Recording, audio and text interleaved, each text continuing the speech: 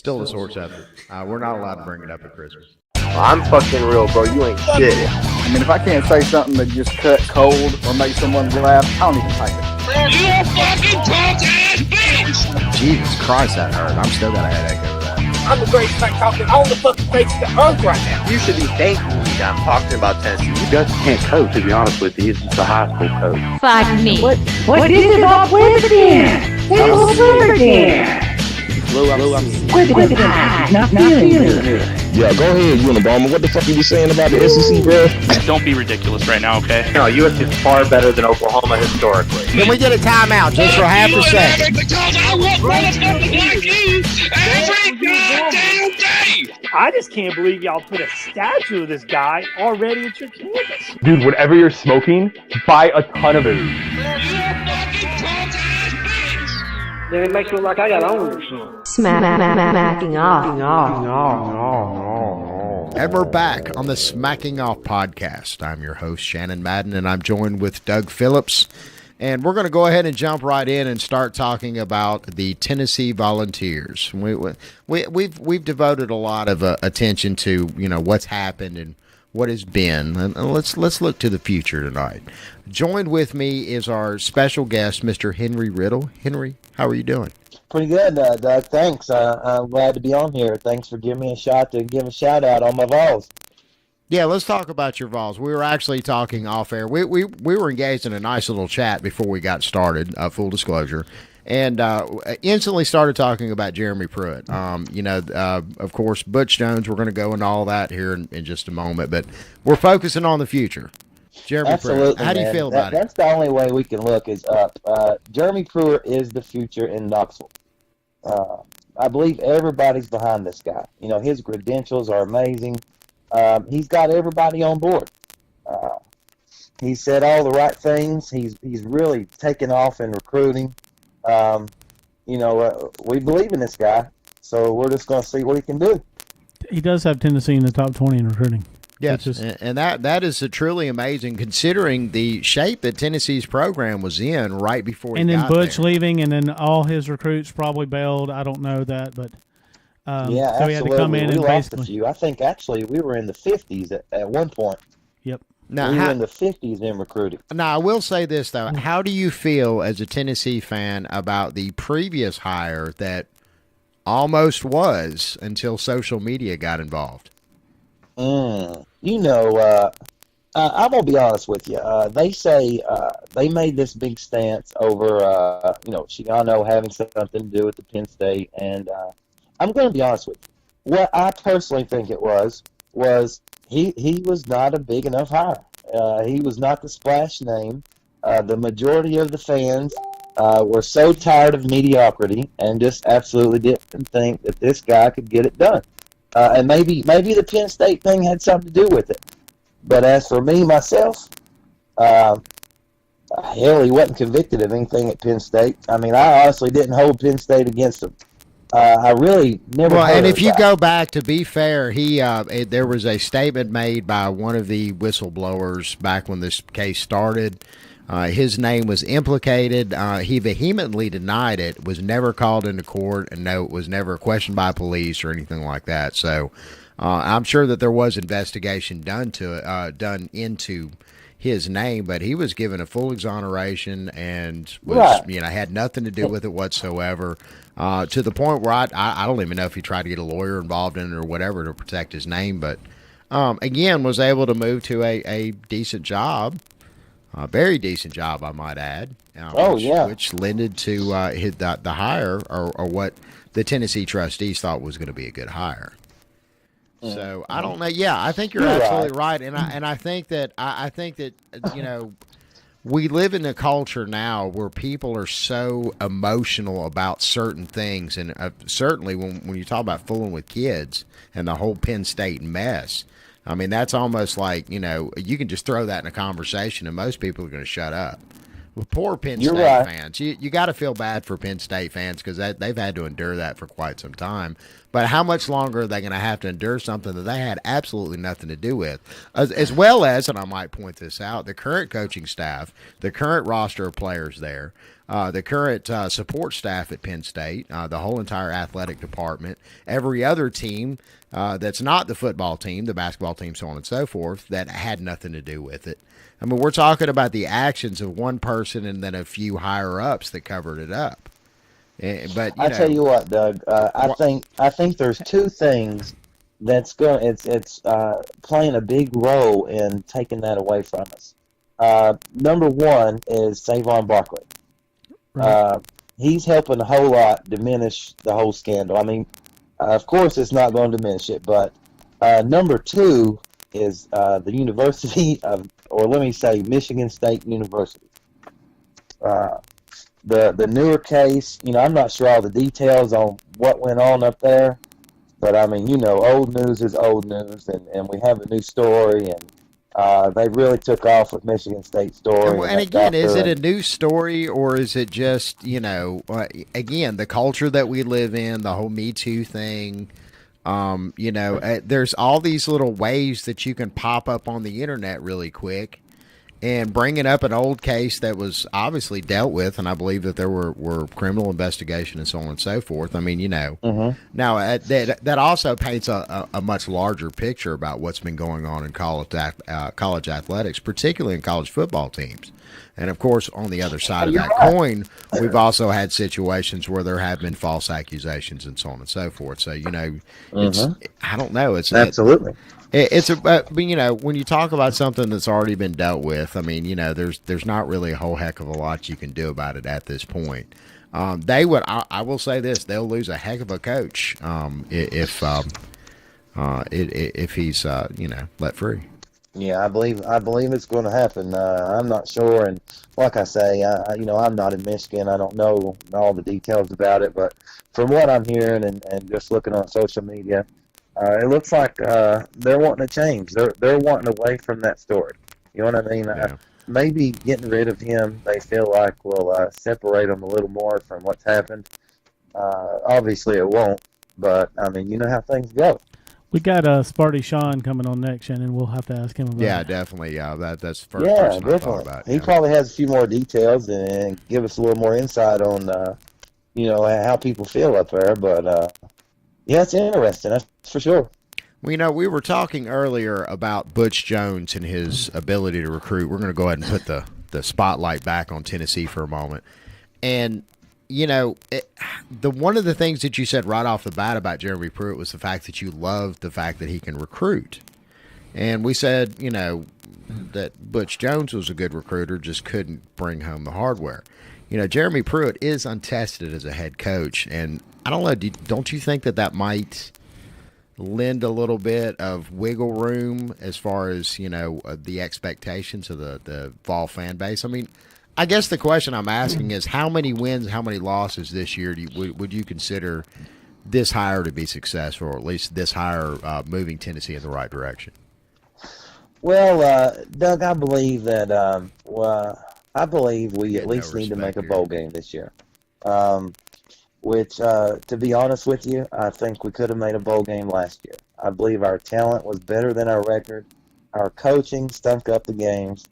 For people to be happy with Jeremy Pruitt, or me personally, I think we have an 8-win season out there. I really do. Especially if we can get. Do you consider anything less than 8 wins a failure? No. I consider not making a bowl game a tremendous failure. Okay, so you want 6 wins or more this year? Absolutely. I think we could have done it last year. A couple of close losses we had, like South Carolina, Kentucky. We got blown out in a few. South Carolina's balling right now. Let's go ahead and at least give credit where credit is due. South Carolina you're right. Surprised quite a few people last year. Yeah, they're an awesome team. South Carolina is an awesome team. But here's the thing. We're talking about the SEC guys. Tennessee and Georgia. No matter who was the dominant team, was it always a close game? Tennessee and South Carolina. No matter who was the dominant team, always a close game. I think how many games were settled within under 3 points. It doesn't matter who's the favorite in that one. They always play each other really tight. So they may be balling, but like I said, I thought we were better than our record. And with this coaching staff, like I'm proud to have this coaching staff. I think each and every one of these guys are amazing. I'm really happy with the staff, which we hadn't seen them, but on paper and what they've done, like I'm really happy. Well, I think we can take it to some of those good teams. I want to go back to something you said a moment ago. You were expecting an 8-4 win or 8-4 record, 8 wins, 4 losses for Tennessee this year. Not to confuse anybody with last year. It's possible. Never turn your back on garbage gremlins when they're in a bargain kitchen bag.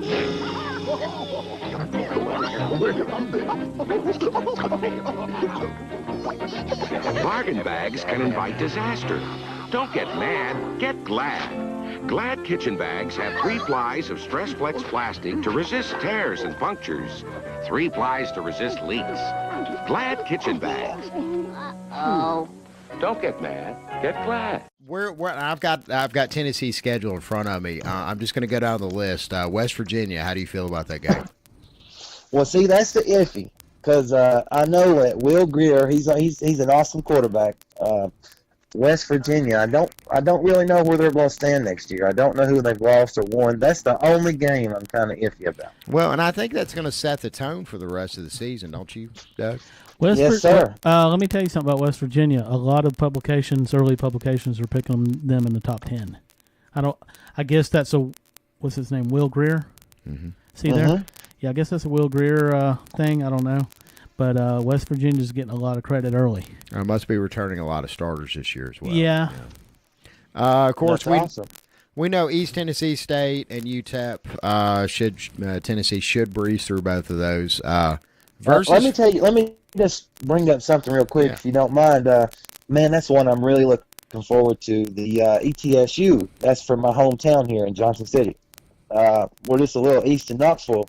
And did you know that their new head coach starting this season is Randy Sanders, the former offensive coordinator for Tennessee? Interesting. I did not know that. Yeah, it's going to be pretty awesome. Which, just like you said, Tennessee should be an easy win for them. Yeah.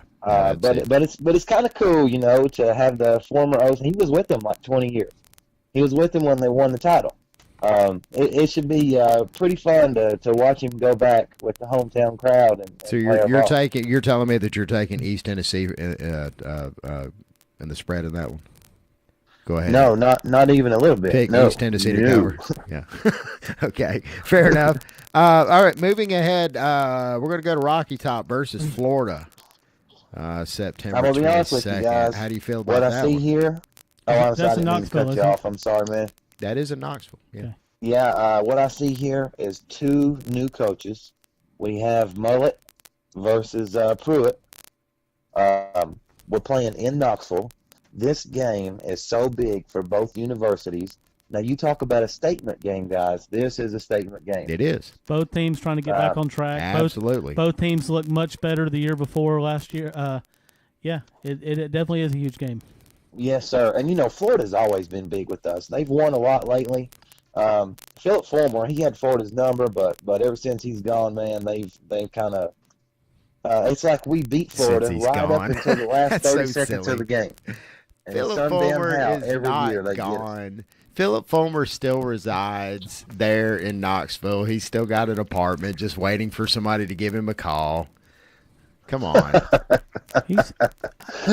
I heard Tennessee had a new AD. In all seriousness, do they? I'm sorry. Who's their AD? Phil. Shut up. Phil's their AD. Yeah. No, he is not. I'm just kidding. I'm just kidding. Are you? Yeah, it's Doug Dickey. No, moving right along. It's Phil. Tennessee is going to Georgia, so that's going to be an L right there. They're going. Okay.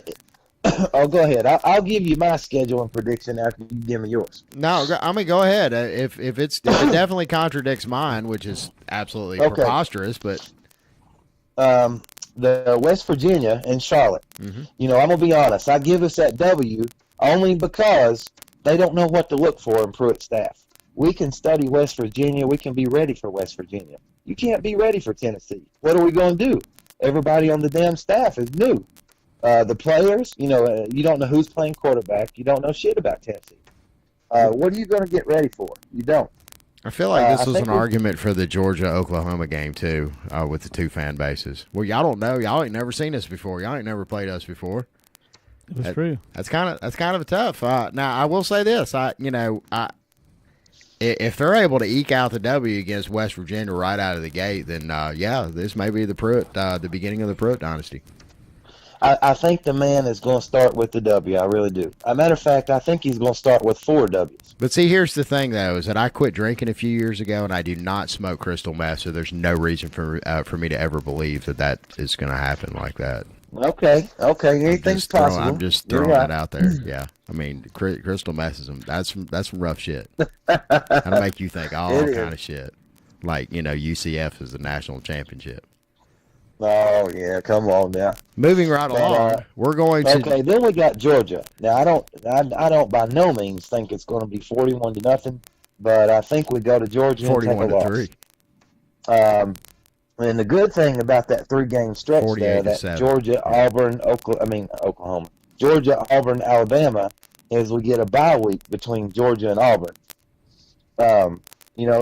Maybe we can be ready for Auburn. Who knows? What you're telling me? At Jordan-Hare. What you're trying to say is y'all going to win the bye week? At Jordan-Hare, yes, yeah, we might win the bye week, but they're going to coast right through it. Anyway, I have Georgia, Auburn, and Alabama as 3 losses in a row. Big old L there. And I'm already on my list. I'm already up to 4 losses, but Well, let's see what his list is. It's fine. In Florida, I don't know where Florida's at right now, so I'm going to go ahead and I'll give you Florida right now because we don't really know which Florida we're going to see yet. Right. Well, when we go to South Carolina, at South Carolina, that's always at South Carolina, and that's always a close game. I think we're going to have momentum rolling with us.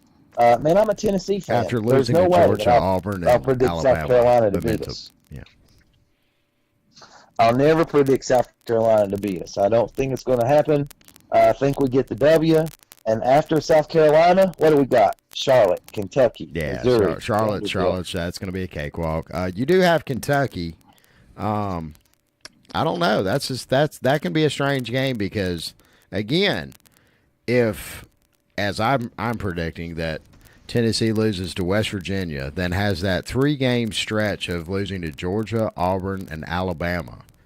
And let's just say going to South Carolina that they're not able to pull that W there at South Carolina. And South Carolina is playing some decent ball right now. They are. So, yeah, I mean, anything's possible. That if you lose that stretch right there, and if the Florida game is dangerously close, or you wind up losing that Florida game, then suddenly you're looking at kind of a black hole going into the Kentucky game. And if Kentucky, absolutely, if Kentucky's actually, that'll be kind of a statement game for Kentucky as well too, especially if what happens last year happens again. I don't know. I'm just trying to put this in perspective. You know what I'm saying? I mean, I'm with you, Doug, but it don't snow on Christmas every year. You know what I mean? No, it don't. It rarely snows on Christmas here. Right. I'm thinking 7-5 at the worst. Even 6-6. I'm with them. We're going to a bowl game. You want a bowl game? Yeah. But I'm stuck on 8-4, man. I got faith in the Big Orange. I think we can do it. Yeah, because, again, if Tennessee can beat one of those 3, if they can beat either Georgia, Auburn, or Alabama, regardless of where those 3 teams are at, everybody will be believing. Everybody will believe if they pull one of those games off. Spoiler alert. The best shot is when they have the bye week and then go into Auburn. I know it's a tough place to play, and their quarterback, Stidham, he's coming back.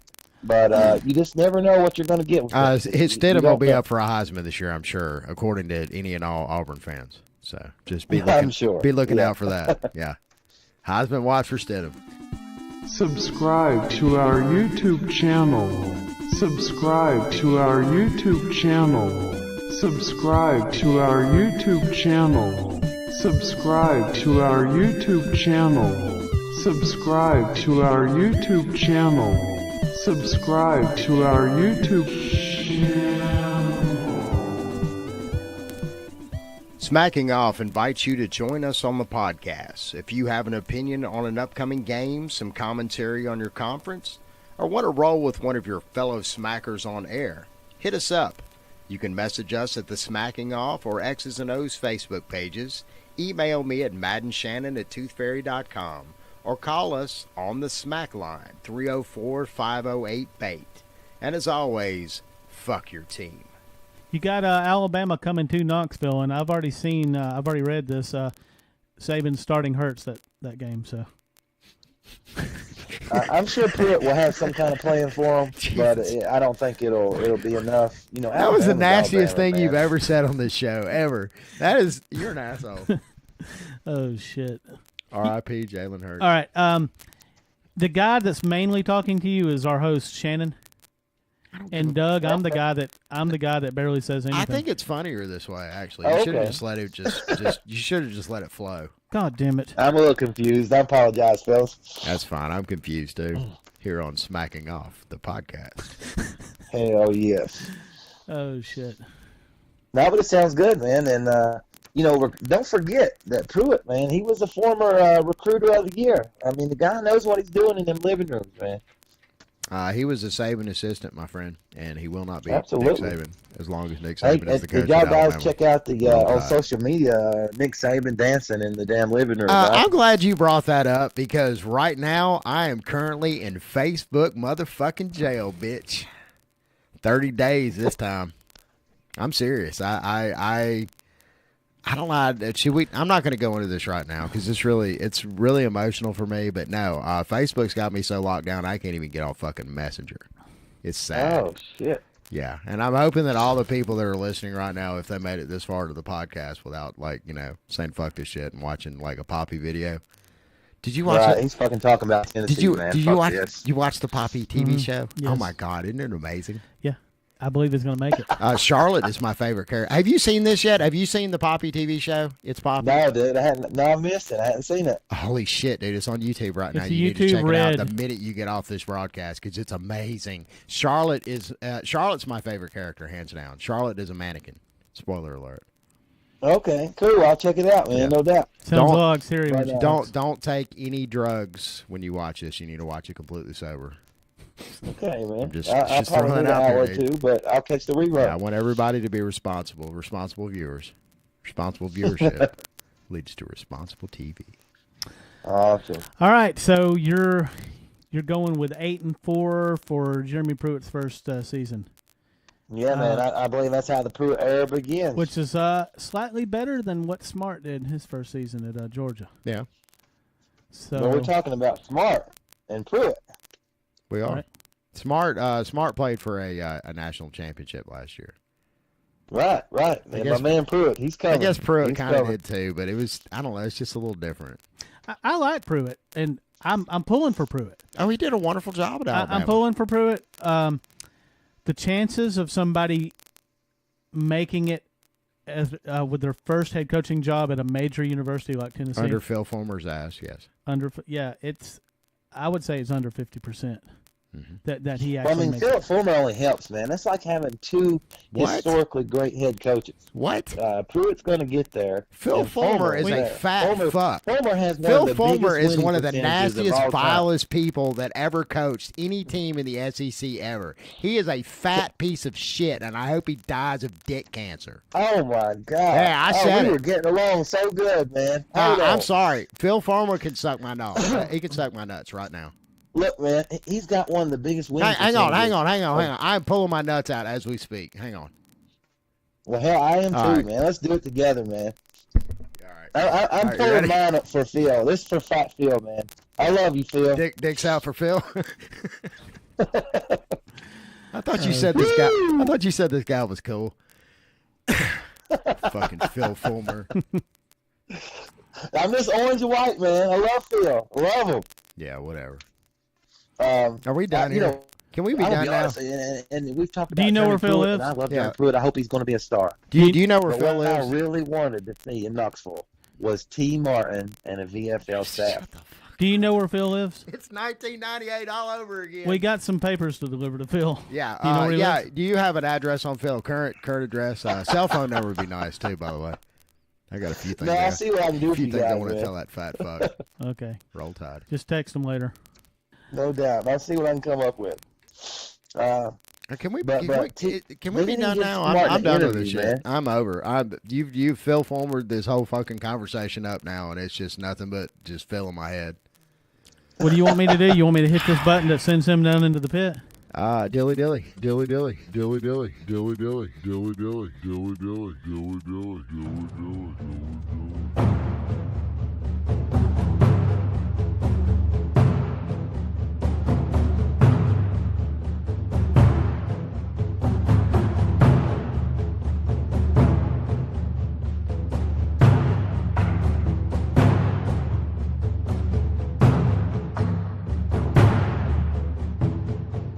Hey, Vern, look what I found in my daddy's closet. You know, I bet you this is from the big one. You know, WW2. Boy, I bet them were some great times. I know, because I never miss Hogan's Heroes on WDBJ7. You know, with Schultz and Hogan and Commandant Klink. Hogan's Heroes. Weekdays on your hometown station. You know, Vern, this must be some kind of a cigarette lighter. I know nothing. I see nothing.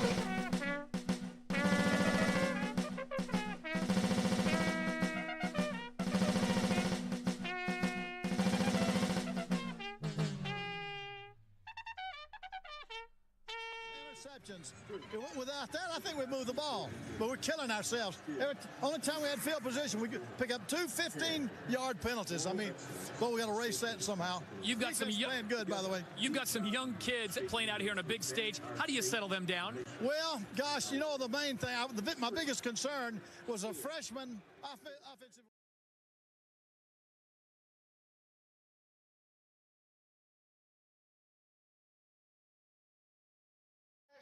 About anything. You're the best team. You don't beat yourself, you'll win today. You're the best team. Turn it loose. Don't play apprehensive. Don't play cautious and scared. Offensive line, come off. Look at your work. Put your hats on. Look at their numbers. Gang tackle, swarm defense. Be intelligent, though. Be intelligent. No personal.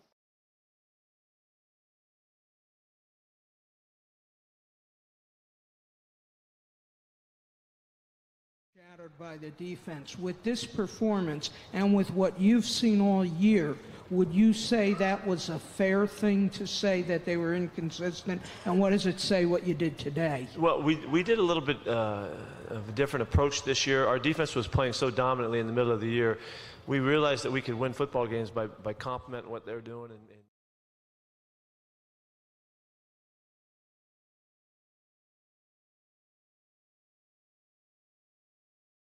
I mean, it's kind of cool to be sitting here using the word NFL next to Cardell's name.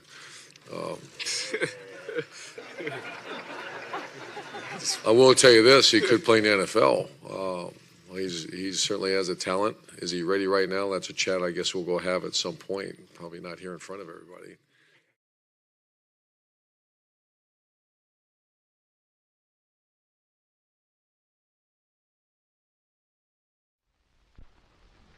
But is there a way for a fan to tell how well the defense is playing? Yes, there really is, and it's a very simple thing. When the tackle is made, count the number of defensive football players that are within 5 yards of the ball carrier. If there's 7 or 8 of them, that team is hustling on defense and playing well.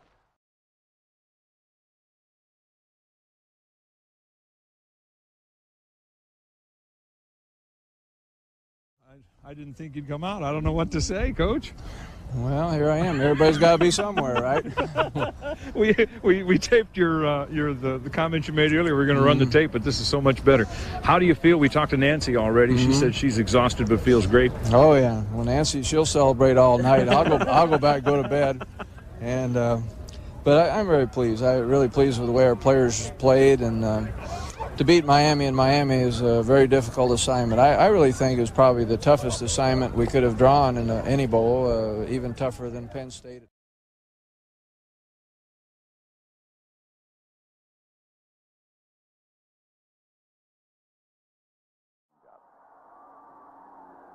Our offensive team has been an inconsistent team. It's a very young team.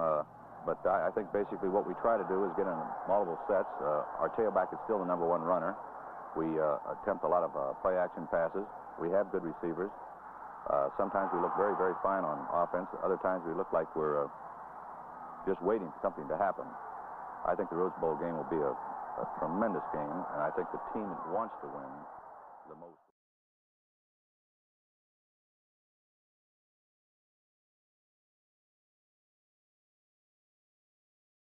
Now, here's why you can win on little things, and we'll be talking with you about little things as long as you're here. On little things and a little something extra. Now, let's just suppose that we say that the maximum ability one can have is 100. That's the way we'll approach it. And let's say here I am, someone that really only has, based on that 100, a 75% or 75 ability. And here over here is someone that has 85 that I'm going to play against. Now, it takes everyone, but this is just for you as an individual. Now, on Saturday, by virtue of the fact that you have paid the price, you've learned those lessons, you work on the little things, you are willing to give a little extra. Although you only have 75% ability, you play a little over your head, and we expect you to.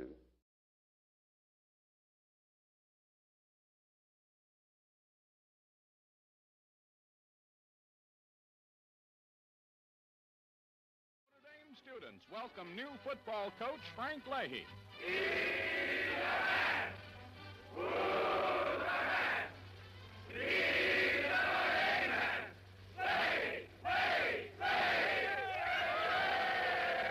Leahy, former Boston College coach, opens his first spring drill.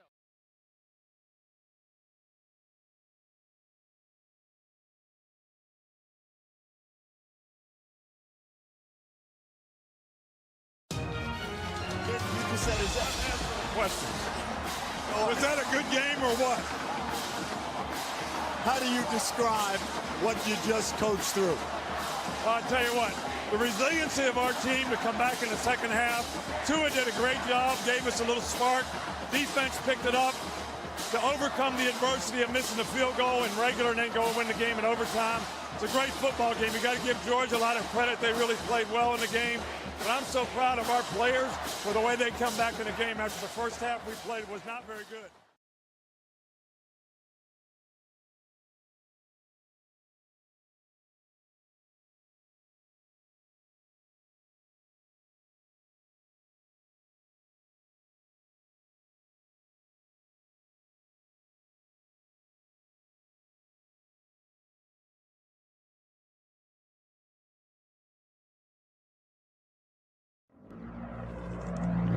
Super Bowl 52 Square Table Discussion. All right, and welcome back to Smacking Off, the podcast. We're joined with several of our dear Smacking Off participants to talk about the upcoming Super Bowl.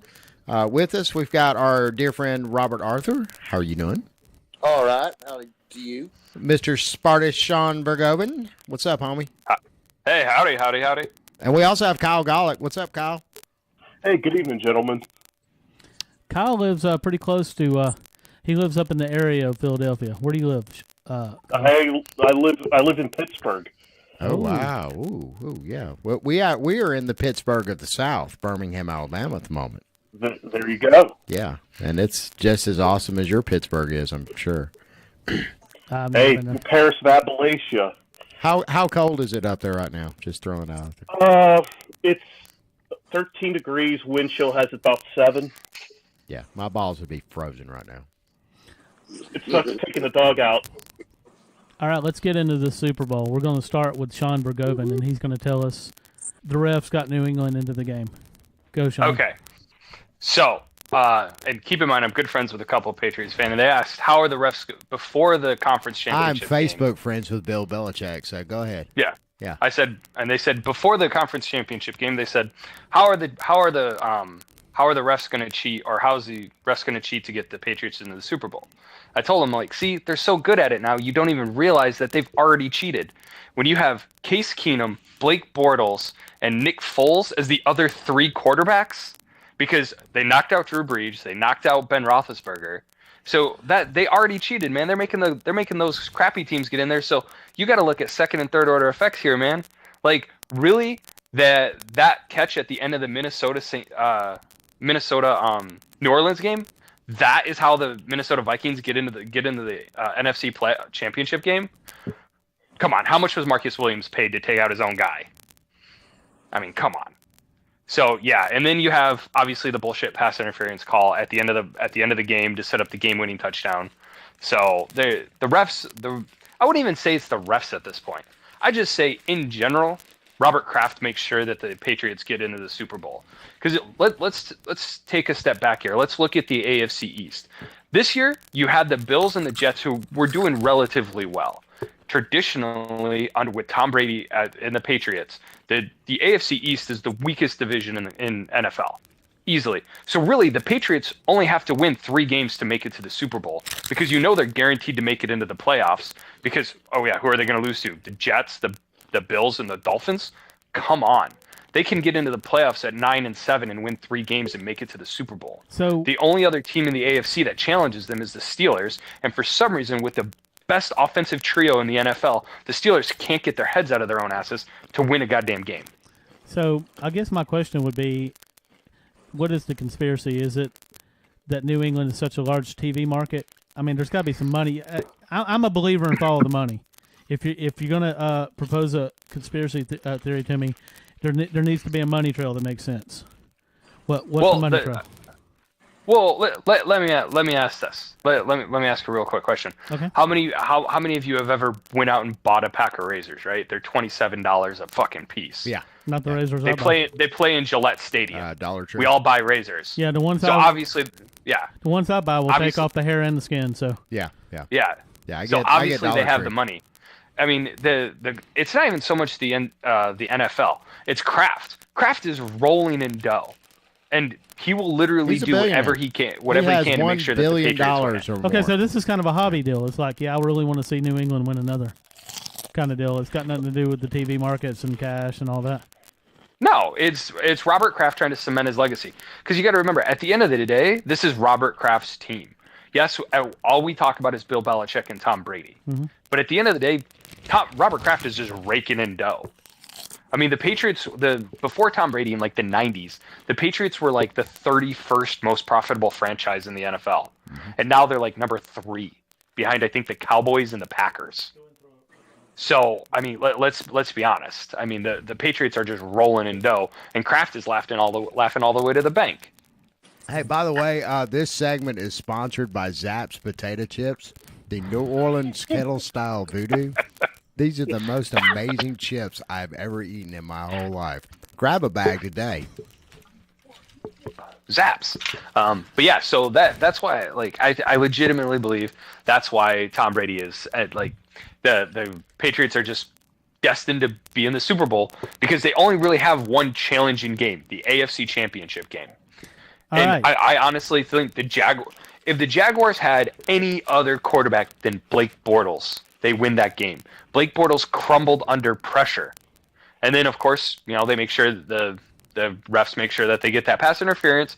And Tom Brady does what Tom Brady does. He's a very good quarterback who makes great plays in the clinch. But it's not without having defense. And bear in mind, let's go ahead and remove the asterisk now. That's with or without properly inflated footballs. Go ahead. Yeah, the deflated football thing is just that is what it is, and I don't understand why everybody was up in arms about that, because they still lost by like 30 points. Yeah. If it's a field goal or like a last second touchdown, sure, you get to complain about it. But when you lose by 30, come on. Yeah, there had to be a good reason for it, other than just your team sucking ass. Does anybody want? Yeah. Does anybody want to counter Vergowven's New England conspiracy theory? In the words of my coach, come at me, bro. All right, so let's do it. For my thing is, being a Giants fan, I hate the Eagles and I hate the Patriots. so much that this Super Bowl for me is just like it's like I'm an Auburn fan for the national championship here. To get back at Sean here for a second, nice. I live in Pittsburgh, so I'm a little more intimate with everything because that's all I hear all the time. The Steelers' defense was soft, and after Shazier's freak injury, like they didn't have a capable backup for that. That dynamically changed their defense. So when Jacksonville came up there, the Jaguars just got on top of them. In my opinion, if the Steelers got to the AFC title game, I think the Steelers would have beat them. But that's neither here nor there. In regards to the NFL refs, I don't know, man. Robert? Is Robert What's still that? with us? Well, Robert, Robert. What's your thoughts on the? We need a Southern perspective. We here. do on Here's New the way I feel England about buying their way. The Patriots are the most hated dynasty of my lifetime. I'm 50 years old. Right? The 49ers of the 80s were beloved. I don't know anybody that's buying Patriots jerseys. I don't know anybody that it's Patriots this, Patriots that. When they talk, everybody's looking for somebody to beat the Patriots. Mm-hmm. But unfortunately, for whatever reason, nobody's getting it done. Right? You got Atlanta up last year, billion points, 28-3. They can't get it done. In the playoffs, teams get a lead or make some traction. In the end, they couldn't get it done. The fact of the matter is, you got the Eagles coming in here with a quarterback who is an average quarterback. They got a pretty darn good defense. They got a pretty good running back, and they certainly have a chance. But if it comes down to crunch time, the Patriots have the ball, they're going to win that game. The only way we're going to finally be rid of Belichick and Brady is if they win this Super Bowl. You got to look for a silver lining in this. And if it really is rigged, I wouldn't say it's so much rigged as that it's manipulated by the Patriots themselves to put yourself in that position. The way they draft, the way they develop players, the division they're in. Of course they're going to have that down. This is the dynasty we're talking about here. If these guys win this Super Bowl, then finally we'll be rid of Belichick and Brady. I think they're both going to retire.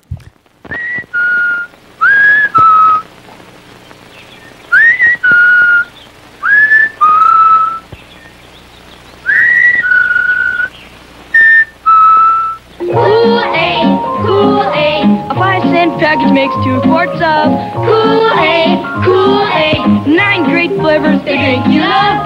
Kool-Aid, Kool-Aid, For the very best drink you ever made. Kool-Aid, Kool-Aid, Be sure that the envelope says Kool-Aid. You can give your youngsters a lot of pleasure with Kool-Aid. You know it's pure and good. It has the Parents Magazine seal. And it's so thrifty. A 5-cent package makes 2 full quarts. Just add Kool-Aid to water with ice. Add some sugar and stir. For the very best drink you ever made. Be sure that the envelope says Kool-Aid. But the Eagles has been lovable losers all my life. Even when they've won, they've lost. They've always done some kind of stupidity in the Super Bowl or playoffs. Right? I'd love to see them win, but I just don't see it. Bad as I hate the Patriots, I think. It comes down to what Nick Foles shows up. I will argue that Nick Foles 2 Sundays ago was the best quarterback on any field. I mean, the way he was dismantling one of those top-ranked Minnesota defenses was just amazing. And Tom Brady looked like shit. Blake Bortles looked like shit, and we know Case Keenum looked like shit. So, I mean, if you get that Nick Foles that shows up, then yeah. But if you get Week 17 against Dallas Nick Foles, the Patriots are going to blow him out. Yeah, and now think about this though. This is really setting up a possible Eagles dynasty. Right? I mean, you got Nick Foles. I know it sounds. Hey, hear him out. Hear him out now. Right, you got Nick Foles in the Super Bowl, right? Well, they got a quarterback that's sitting there hurt right now. That's the next big thing. Hold up 1 second, guys. Is that coffee you're drinking, Shannon? It is coffee. It's actually Red Diamond coffee, available here in Birmingham, Alabama. Alabama brewed. Okay, go ahead. So you got Carson Wentz. He's not even in the game, right? I mean, he's the next new thing. most of their defense is young. Their Ajay is young. Their receivers, most of them are young. They're not like the Steelers that's trying to hold on to some glory years that they never can actually capture, right? And guys are going to retire left and right over the next few years. These guys are going to be around a while. You know, we honored Terry Bradshaw last week, right? Yes, we did. Right. So they've got a little bit of cap space. They've got some good players, and they've got a. Hello. Win this all. People. They finally retire Belichick and Brady, and we're going to move on to the Eagles. I think that's what's getting ready to happen. That's the face of the future for the NFL. Well, let's talk for a moment. Which injury do you want Tom Brady to have during the Super Bowl? Sean, go ahead.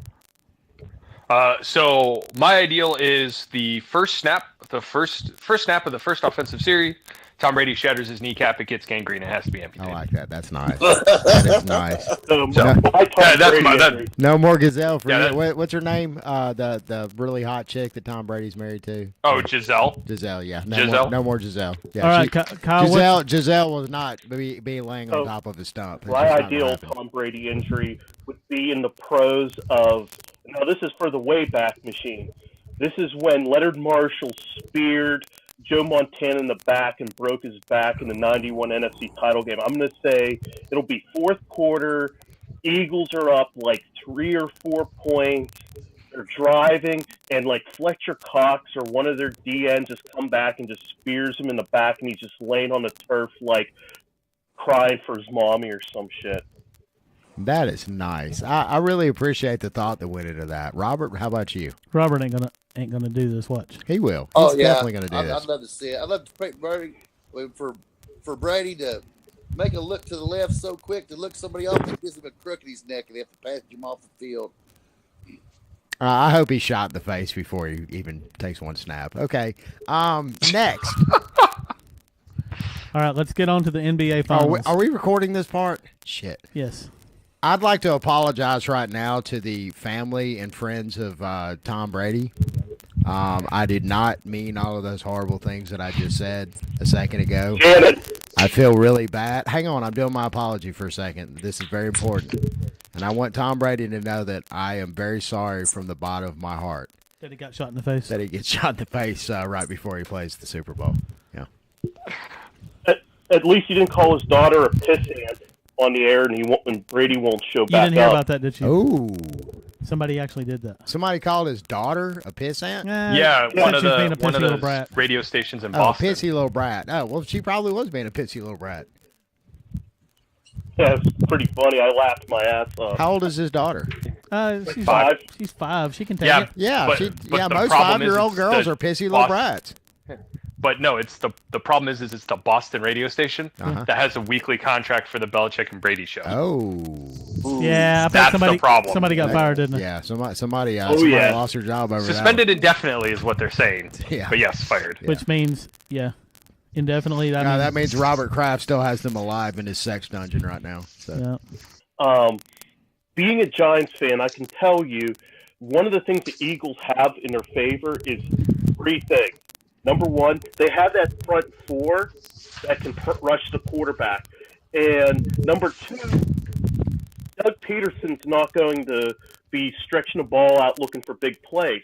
He's going to try to be controlling the clock. If you look at what the Giants did in Super Bowl 46, they held the ball for almost 38 minutes. And couple that with a pressuring defense, I can see with a running game with Jay Ajayi and LeGarrette Blount, Nick Foles doesn't have to go out and be the world beater. He just can't lose the game for them. So I'm kind of dovetailing off of Sean's points there. I can see that. Turn the news up. Whoever's got the news on. Yeah, I need. I haven't seen the news tonight, so I need to know what's going on. That's not that fake news, is it? I need the real news. I need the good shit. What kind of cigarettes you smoking there, Shannon? No, we're not going there. No cigarette. No. No, we're not. We don't. You have to get a special contract for that sort of thing. You have to blow somebody. Oh, okay. I'm not blowing anybody. Hold on. We'll insert the Flintstones Winston commercial, right? Yeah. Right. That's a good. Here. Excellent. Okay. All right. Well, give me a score prediction, fellas. let's wind this thing down. We all have shit we got to do. We have lives that we have to live. What do I want it to be, or what do I think it's gonna be? What do you think it's gonna be? I want you to be as real and honest and open with me as you possibly can right now. In reality, I don't have that much faith in Nick Foles. I'm gonna probably say 24, like 24-17 Patriots. And that pains me to say it, but I just don't have that faith in Nick Foles showing up. Mr. Kyle. Gentlemen, so this is a Super Bowl that's going to be very painful for me, as I mentioned earlier. This is equivalent to an Auburn fan watching the national title this past season. Your two most hated enemies playing for a championship. We got the Patriots. This would be a great point right here for Eric Easterwood to jump in if he were on the show. Yeah, Go ahead. Yeah, that would have been great. Yeah. And the Eagles. It's just like I'm sitting here, my mind's going to explode. So here's what I'm thinking is going to happen. I think the Eagles are going to play right with them, pillar to pillar. I just think Tom Brady's just going to pull out one pass at the end that's going to win it for him. I'm going to say 22-20 Patriots. Ooh, that'll be a tight game. Mm-hmm. Back to present ancient Chinese pantomime, just for fun of it, Jello tonight. Back to present small Chinese type baby waiting for dessert. Chinese mother bling baby, Jello, famous Western delicacy. Poor Chinese baby. He unable to tell if this Jello is strawberry, raspberry, jelly, orange, lemon, lime, apple, black raspberry, black cherry, or grape. Jello come in all 10 flavors. Poor Chinese baby. But Chinese mother bling baby, great Western invention. Spoon. Spoon was invented for eating Jello. Baby find this is grape Jello. Deep, dark, delicious new flavor. Chinese baby very happy.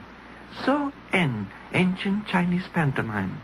Is pretty good commercial, no?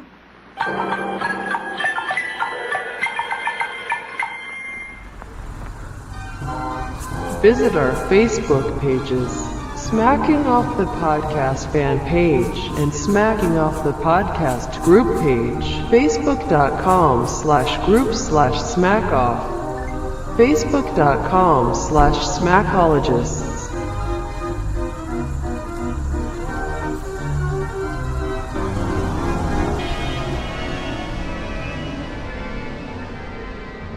Robert. I say 31-26 Patriots. I think it'll be like 26-24 going into the fourth quarter, and Brady will drive them down the field and win the game. So it's unanimous. Everybody's picking the Patriots. I'm going to go ahead and pick because Eric Easterwood's not here, so we don't have that fourth pick. And I'm going to pick Philadelphia 50, the Patriots 10. Okay. Whoa. That sounds great. It's a bold move, Cotton. I'm gonna. Can Cotton, I like that. Can I do one too? Is that from Dodgeball? It is. Oh. Can I do one too? Go ahead. I'm gonna do mine too. Okay, go ahead and do yours. UCF is the national championships this year. Yeah. Yeah. Just everybody chill the fuck out for a minute. They had that one arm guy. I mean, how can you not give a championship trophy to a team that's fielding a one? You know, guy people with one arm? like feel sorry for that guy now. He's clubbing people with that shit. I've seen it. Hell yeah, he's probably fisting chicks with that stump. Can you imagine getting jabbed in the back with? He's got that stump up a really really cute Oriental girl's behind right now. Can you imagine getting jabbed in the ass with that stump? Oh, I bet there's quite a few women that imagine it. Let me say this: if I was Shaquille Griffin, is that his name? Sure. And I had the stub of an arm. I would have pussy on my stub, and I'd spin it like a dreidel, and I'd sing dreidel every day. Oh yeah. I put like a shiny remember Michael Jackson's glove, but put just a dreidel, the Hanukkah song, like a stump sock. Absolutely. How's that go again? Let's see. Dreidel, dreidel, dreidel, made you out of clay. Dreidel, dreidel, dreidel. No. And when you're dry and ready with dreidel, I shall play. Yeah, that's right. Doesn't it say that? I only know it because of South Park. It's a Christmas favorite. That's on their Christmas album. That's a classic. Yeah, that album is. It is. It is. Part of Americana. This is a true story. I actually had it was like the song before the wedding march when I married my first wife. They actually we got our pianist Gerald. He was playing an organ that yeah. day, though. Yeah, he was an organist. Yeah, he definitely played. He played organ every day. Yeah. Gerald played Mr. Hanky the Christmas Pooh. Yeah, I remember that. Shortly before we had the wedding march. Howdy ho! Yep. It was very nice too. You don't really think about how just stately that song is. I don't know. I just kind of looked over at the screen and I see Ric Flair and then "Howdy Ho" coming out, and I can't picture Ric Flair saying "Howdy Ho." What a world we live in. Moon pie, what a time to be alive. Indeed. All right, so it's going to be a big Super Bowl. It's 50. I don't even like thinking about the Super Bowl because I remember Super Bowl 21. I remember Super Bowl 21.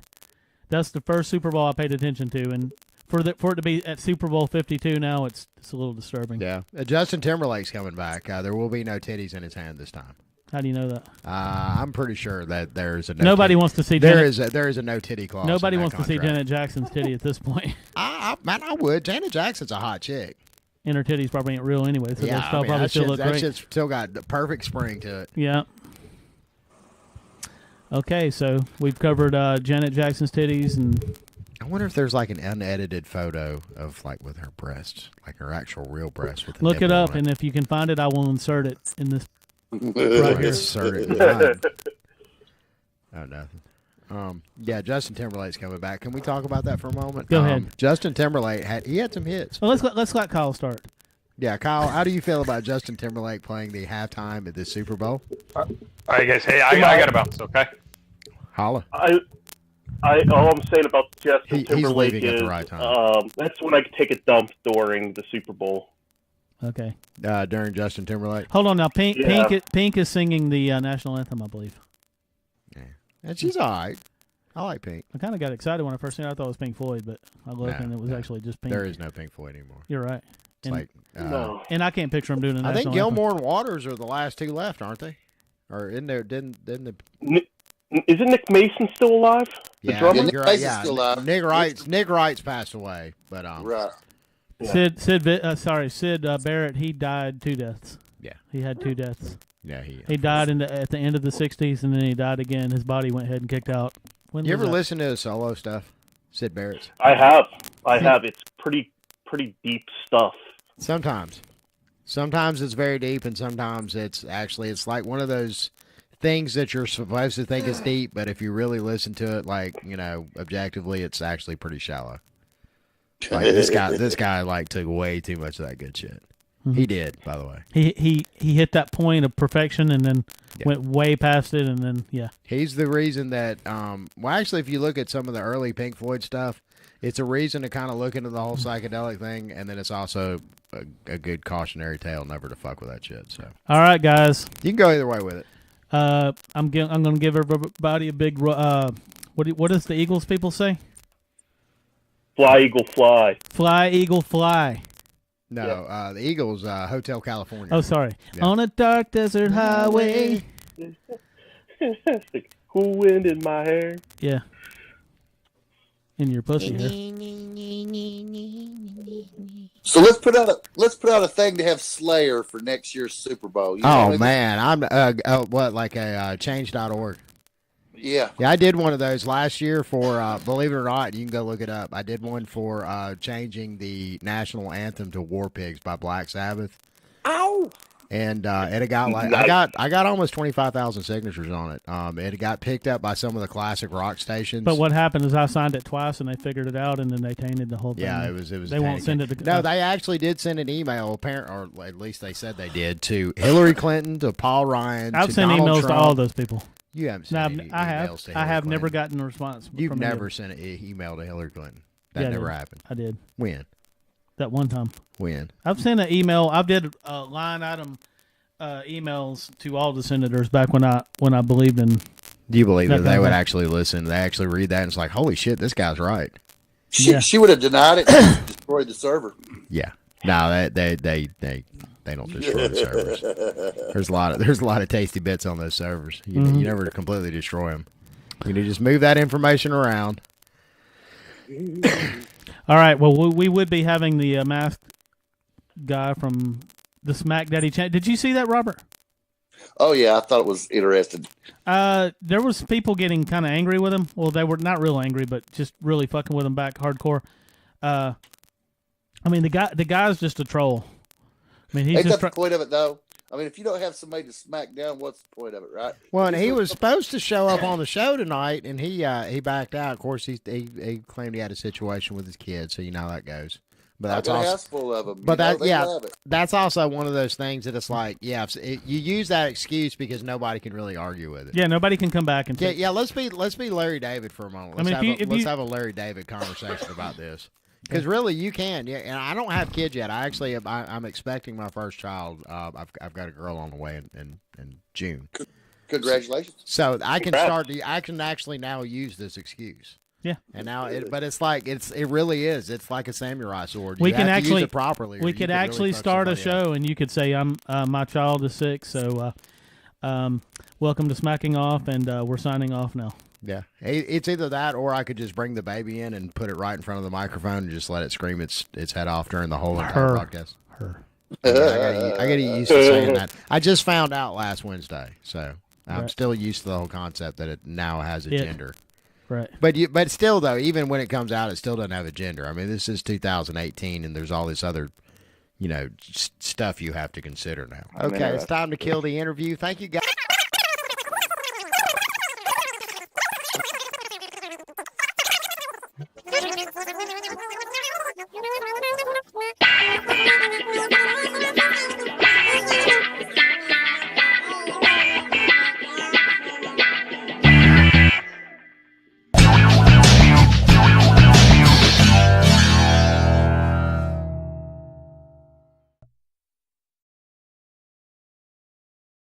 Please subscribe to our channel by clicking the small Smacking Off icon at the top of the screen now.